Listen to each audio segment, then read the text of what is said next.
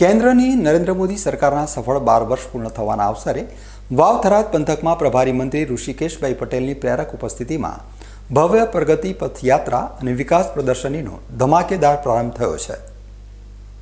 વડાપ્રધાન નરેન્દ્રભાઈ મોદીના દૃષ્ટિવંત નેતૃત્વમાં કેન્દ્ર સરકારના સફળ 12 વર્ષ પૂર્ણ થવાના શુભ અવસરે 12 વર્ષ વિકાસના, વિશ્વાસના અને જનકલ્યાણના વિશેષ અભિયાન અંતર્ગત વાવ થરાદ વહીવટીતંત્ર દ્વારા 8મી જૂનથી 21 જૂન સુધી વિવિધ લોકાભિમુખ કાર્યક્રમોનું સુંદર આયોજન કરવામાં આવ્યું છે।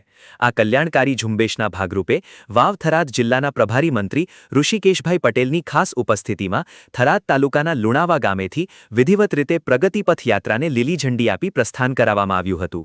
આ વિશેષ પ્રગતિપથ યાત્રાના માધ્યમથી મંત્રીશ્રી અને ઉપસ્થિત મહાનુભાવો મલુપુર સ્થિત ભારતમાલા માર્ગ, થરાદની સિવિલ હોસ્પિટલ અને અદ્ભુત આઇકોનિક રોડ તેમજ વાવ ખાતે આવેલા પાવર ગ્રીડ પ્લાન્ટ અને સરહદી નળાબેટ પ્રવાસન ધામ જેવા મોટા પ્રોજેક્ટોની રૂબરૂ મુલાકાત લઈને વિકાસ કાર્યોની ગંભીર સમીક્ષા કરશે। આ યાત્રા દરમિયાન છેલ્લી એક સદીના સૌથી પ્રગતિશીલ ગણાતા 12 વર્ષોમાં કેન્દ્ર સરકાર દ્વારા અમલમાં મુકાયેલી જનકલ્યાણકારી યોજનાઓ અને બનાસકાંઠા જિલ્લાના સરહદી વિસ્તારોમાં થયેલા માળખાગત પરિવર્તનોની વિસ્તૃત વિગતો જનતા સમક્ષ રજૂ કરવામાં આવી હતી। આ પ્રસંગે મંત્રી ઋષિકેશભાઈ પટેલે જનમેદનીને સંબોધતા ગર્વભેર જણાવ્યું હતું કે વડાપ્રધાનના મજબૂત નેતૃત્વમાં દેશે સિંચાઈ, શિક્ષણ, કૃષિ અને ગરીબ કલ્યાણ જેવા તમામ ક્ષેત્રોમાં ઐતિહાસિક સિદ્ધિઓ હાંસલ કરી છે। ખાસ કરીને વર્ષ 2021 દરમિયાન આ સૂકા પંથકના પાણી અને સિંચાઈના પ્રશ્નો ઉકેલવા અંદાજે 25,000 કરોડ રૂપિયાની જોગવાઈ કરાઈ હતી, જેના લીધે આજે તળાવો ભરવા અને પાઇપલાઇનનું નેટવર્ક મજબૂત કરવાનું કામ ખૂબ જ ઝડપથી પૂરું થયું છે। મોદી સાહેબના 12 વર્ષનો કાર્યકાળ પૂર્ણ થયો, સૌથી વધારે દિવસો વડાપ્રધાન તરીકે આદરણીય ઇલેક્ટેડ પ્રધાનમંત્રી મોદી સાહેબે પૂરા કર્યા છે અને હજુ પણ 12 વર્ષનો સમયગાળો ઐતિહાસિક રહેવાનો છે। જ્યારે પણ ઇતિહાસ લખાશે ત્યારે ઇતિહાસના પાનાઓ ઉપર આ 12 વર્ષ અને હજુ પણ જે બાકીનો સમય આદરણીય પ્રધાનમંત્રી મોદી સાહેબ પ્રધાનમંત્રી તરીકે રહેશે સુવર્ણ અક્ષરે લખાવાનો છે, એમાં શંકા નથી। પરંતુ અમે સૌએ ભારતીય જનતા પાર્ટીએ અને સરકારે અને કેન્દ્ર સરકારે એ 12 વર્ષના સમયગાળામાં જનકલ્યાણના કામો, જનસેવાના કામો લોકો સુધી પહોંચે અને સાથે વિકાસની નવી ક્ષિતિજો પામતું ગુજરાત અને ભારત વિકસિત થયેલા એના સ્પોટ અને વિકાસના કામોની દરેક જગ્યાએ ધારાસભ્ય, પ્રભારી મંત્રી, રાજ્યસભાના સાંસદ અમારા બાબુભાઈ આજે વાવ થરાદની મુલાકાતે છે, દરેક જગ્યાએ જઈ અને જે મહત્વના વિકાસના કામો ઉપર જઈ એનું નિરીક્ષણ પણ કરશે અને સાથે એ બધા કામો માટે કંઈ નાનો મોટો સૂચનો હશે તો પણ અમે એ લોકો પાસેથી લઈશું। એક જનસંપર્કનો કાર્યક્રમ અને સાથે વિકાસના કામોનો આ ખૂબ મોટો કાર્યક્રમ છે। નર્મદા કેનાલથી સીપુ ભરવા અને સીપુ ભરતા આજુબાજુના જે પણ વિસ્તારના તળાવ લગભગ 125 થી 150 જેટલા તળાવ ભરાશે આનાથી, એટલે સૂકા ભંટ રહેતા ઉનાળામાં આ તળાવોમાં પાણી લીલુંછમ રહે, પાણી પર્કોલેટ થાય, તળ જે ઊંડા જાય છે એ સ્ટેબલ થાય, ઊંચા આવે અને સાથે ખેતી કરી શકે એ પ્રમાણેની વ્યવસ્થા। અને મને યાદ છે ડિસેમ્બર 2021માં આદરણીય પ્રધાનમંત્રી મોદી સાહેબે અહીંયા થરાદ મુકામે 25,000 કરોડના કામોની એમને મંજૂરી આપી હતી અને 25,000 કરોડના કામોનો ખાતમુહૂર્ત થયો। એ પૈકીનું આ પાઇપલાઇન પણ એક કામ છે। ભારતમાલા હોય, જેટકોનું હોય કે નવી સિવિલ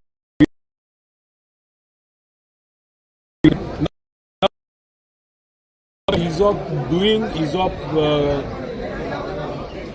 લિવિંગ, આ કન્સેપ્ટમાં સારું જીવન ધોરણ મળી રહે, પોતાનું ઘર સશક્ત બને એ માટેના જે કાર્યક્રમો અને જે જનકલ્યાણના કામો સાહેબે કર્યા છે એ લોકો સુધી અને લોકોને મળી અને એને સેલિબ્રેટ કરવા। પ્રભારી મંત્રીએ પોતાના સંબોધનમાં વધુમાં ઉમેર્યું હતું કે કેન્દ્ર સરકારની પ્રત્યેક યોજનાઓના લાભો કોઈપણ વચેટિયા વિના સીધા છેવાડાના માનવી સુધી ખૂબ જ પારદર્શક રીતે પહોંચી રહ્યા છે। પ્રાકૃતિક ખેતીને મોટો વેગ આપવા સાથે મહિલા સશક્તિકરણ, યુવાનોને રોજગારી, ગરીબોને પાકા આવાસ અને આયુષ્માન યોજના હેઠળ મફત ગુણવત્તાયુક્ત તબીબી સેવાઓ મળવાથી સમાજના દરેક વંચિત વર્ગના જીવનમાં ખૂબ જ સકારાત્મક પરિવર્તન આવ્યું છે। વડાપ્રધાનનું વર્ષ 2047 સુધીમાં વિકસિત ભારત બનાવવાનું વિઝન માત્ર આર્થિક પ્રગતિ પૂરતું સીમિત નથી, પરંતુ દેશને આત્મનિર્ભર અને વૈશ્વિક સ્તરે અજય બનાવવાનું છે. આ ભવ્ય પ્રગતિપથ યાત્રાની સમાંતર થરાદની પ્રખ્યાત ગાયત્રી વિદ્યાલય ખાતે કેન્દ્ર સરકારની 12 વર્ષની અપ્રતિમ સિદ્ધિઓને પ્રદર્શિત કરતી 3 દિવસીય ભવ્ય ચિત્ર પ્રદર્શની ખુલ્લી મૂકવામાં આવી છે, જ્યાં આવીને સામાન્ય નાગરિકો સરકારની વિકાસગાથા અને વિવિધ કલ્યાણકારી યોજનાઓની સાચી માહિતી એક જ સ્થળેથી ખૂબ જ સરળતાથી મેળવી શકશે. અમારા ગામમાં તળાવ જે બહુ સરસ કામગીરી કરી છે. આ ભાજપ સરકાર, મોદી સરકારનો અધ્યક્ષ સાહેબનો ખૂબ ખૂબ આભાર છે. અમારા ગામમાં 800 થી 1000 ફૂટના તળાવ ઊંડા કરેલા છે. એના માટે આ સરકારે અમારો નિર્ણય ઝડપીમાં ઝડપી તળાવ ભરાય અને સિંચાઈ માટે પાણી મળે, પીવા માટે મળે એવી અમે આગ્રહ રાખીએ છીએ. આ ગામમાં પીએચસી પણ એક બનાવ્યું છે. એ પણ સાહેબ એમ આરોગ્ય બાબત ખૂબ સરસ, એમ કે અમારા ગામમાં ક્યાં ભારે આરોગ્ય માટે ન જવું પડે એના માટે પણ સરસ કામગીરી ચાલી રહી છે. અમારા ગામમાં એક રૂમ પણ અધ્યક્ષ સાહેબે 10 લાખ રૂપિયા એમના તરફથી અમને જાહેરાત કરી ગયેલા, એ પણ તૈયાર થઈ ગયું છે. આ ભવ્ય લોકાર્પણ અને યાત્રાના પ્રારંભ પ્રસંગે વાવ અને થરાદ વિસ્તારના સ્થાનિક રજવાડાના આગેવાનો સહિત મોટી સંખ્યામાં નાગરિકો જોડાયા હતા. કાર્યક્રમમાં રાજ્યસભાના સાંસદ બાબુભાઈ દેસાઈ, જિલ્લા પંચાયતના પ્રમુખ રત્નીબેન પરમાર તેમજ પૂર્વ સાંસદ પરબતભાઈ પટેલ અને જિલ્લા ભાજપ પ્રમુખ નરેશજી ઠાકોર સહિત કરશનભાઈ પટેલ જેવા દિગ્ગજ રાજકીય આગેવાનો અને ઉચ્ચ વહીવટી અધિકારીઓ પણ ખાસ હાજર રહ્યા હતા. લોણાવા મુકામે તળાવનું ખૂબ સુંદર કામ થયું છે અને મોદી સાહેબનો અને અમારા શંકરભાઈ અધ્યક્ષ સાહેબનો ખૂબ આભાર. અને આજે લોણાવા ગામમાં તળાવનો અને ખૂબ જ વિકાસનો દોર વધી રહેલી છે અને આખા ગામ લોકો અને અહીંના લોકો આશા ખૂબ સાહેબ ઉપર રાખી છે કે આજે આ તળાવ સુંદર બનાવ્યો છે અને તળાવ ભરશે અને ગામ લોકોને અને પાણીનો ખૂબ સહયોગ મળશે. આવો આપણા શંકરભાઈ અધ્યક્ષ સાહેબ અને મોદી સરકાર સાહેબને ખૂબ આભાર. અને એક જ અમારી ગામ લોકોની વિનંતી છે કે ઝડપીમાં ઝડપી જેટલું બને એટલું પાણીનો તળાવ ભરે અને ગામને પાણી સિંચાઈ માટે મળે, એ ખૂબ અમારી એક અપેક્ષા રાખીને બેઠા છો. અને અમે આ જે કામ થાય છે એ અધ્યક્ષ સાહેબને વિશ્વાસ છે કે 100% શંકરભાઈ સાહેબ અધ્યક્ષ સાહેબ જે બોલે છે એ જ કરે છે, આવી પણ આ લોકોને બહુ વિશ્વાસ છે. મારું નામ લોણાવા માળી વસરામભાઈ પ્રતાપજી. એમ તો હું મારી સમાજનો માળી સમાજનો અધ્યક્ષ પણ છું અને આજે અમે આ શંકરભાઈના અને મોદી સાહેબના આભારી.